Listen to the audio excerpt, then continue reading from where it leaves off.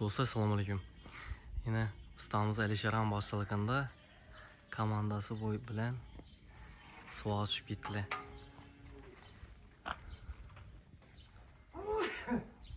Sağ olun. Vay qo'yib yotdilar. Hammasi ko'ka bilan.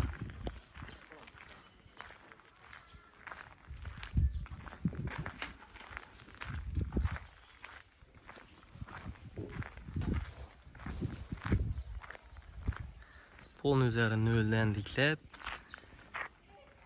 atıyordu işletlenmesini. Yine Glavni ustamız yine Alisherhan. Alisherhan harman indi. He var bu çıkak valla. Hiç köptürttü iş ağa. Operatör. Rejisör mu sen? Alisherhan basıp yattı. Alisherhan komandasında 5 adam var özü bilen. Polunu yemese köke. Yine şu joyini nölden saldırı üzere. Gep buluşum mümkün emas. Ben davolniyim ben. Kime shunday xizmatlar kerak bo'lsa, steyashka, joy qurish, shifram ishlaydilar. Size de bir skoç var hadi. Qo'lni o'zlari noldan diklab beradilar. Yine shu ko'rinishini ajab keldilar.